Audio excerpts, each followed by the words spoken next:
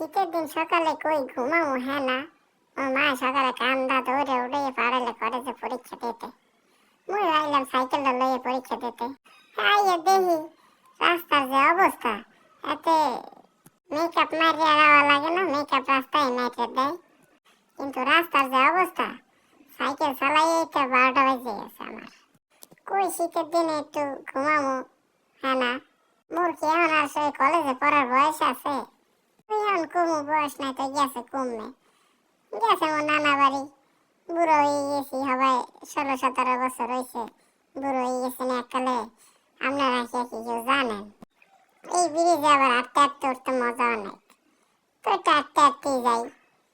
চিন্তা ভাবনা করলাম একটু আপনাকেও দেখাই, যে দেখেন আমাকে ব্রিজ, আর আমাকে পেয়ারপুর ব্রিজ, পেয়ার করে পেয়ার। মনটা চাইছে দুইটা সিঙ্গারা সমোসা খাই বাজারে যাইয়া, আর খাইতেলাম না, পকেটে নাই টাকা। তো এইখানে আমাকে পেয়ারপুর ব্রিজ, ব্রিজে ওড়ার সময় দেখি দুইটা ছাগল, 3টা ছাগল, 2টা ছাগল না, আমার সম্মান জানাইবে তারা দাঁড়াইছে। এইখানে কত সুন্দর ছাগলের বাচ্চা। এইখানে আমাকে পেয়ারপুর ব্রিজ, এই দেখছেন সবাই। এই রাস্তা দেখেন, এই রাস্তা দিয়ে গেলে মেকআপ সোনা পাউডার কিছুই লাগে না। কি কমু দেখেন, আপনারা নিশ্চয়ই দেখেন, দেখেন সবুজ গাছগুলা কি সুন্দর কিউটের ডিব্বা হয়ে গেছে। এই দেখেন ধুল তো উড়েই না, ময়লা নাই।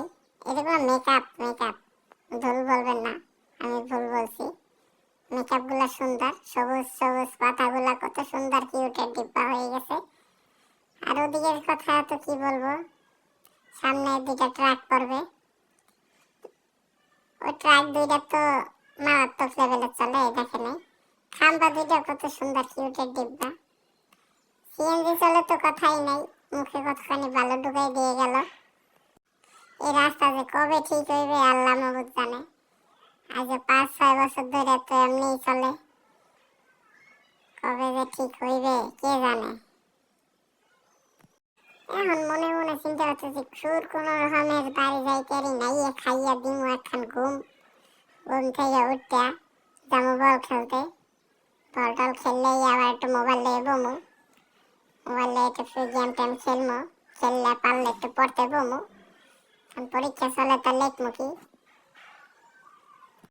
এই যে দেখেন ট্রাক, দেখছেন তো দেখেই থাকেন, রাস্তা থাকলে ট্রাক থাকবে।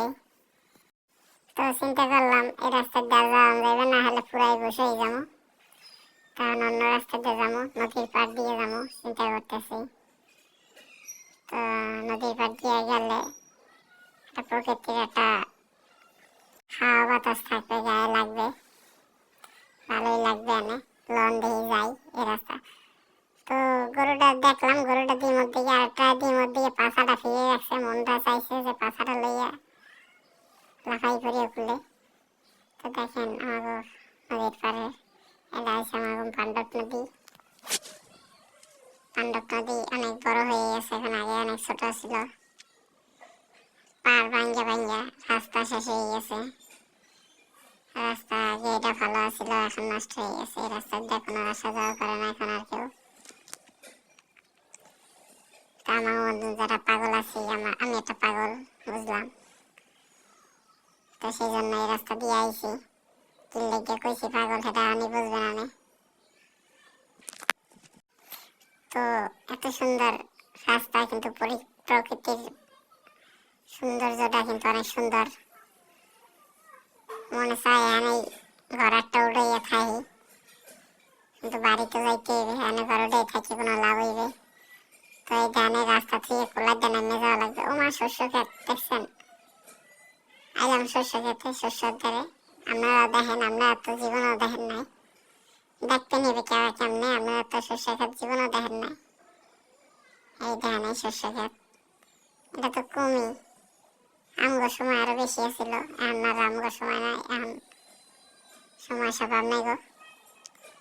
তো এখানে রাস্তার যে অবস্থা কি লেগে কইছি দেখেন। এই দেখেন রাস্তা, অল্প লেগে নিচে যদি পড়ে যায় তাহলে একসাথে গোসল আর বাইরে করা লাগবে না, এখানে এই করতে পারবো, এখানে একসাথে গোসল করে যাইতে পারবো। এই দেখেন কত সুন্দর পাখি, পাখিগুলো মরে দেখি উড়ালতেছে, বুঝে যে মুই আইছি। তো আইলে সামনে আইলে একটা বট গাছ, আমার গরু দেখি কতগুলা। তার সাইকেল মাথায় ফেলে যাওয়া লাগবে, এই মাথায় লইয়া যাম। তো এই ধান এইখানে আবারটা ভাঙ্গল, একটা গ্রাম্য বাসায় ভাঙ্গল, এদিকে পার হইলাম এই ধানে সাইকেল মাথায় করে নিয়ে। তো এই পর্যন্তই শেষ, দোয়া করবেন। আল্লাহ হাফেজ।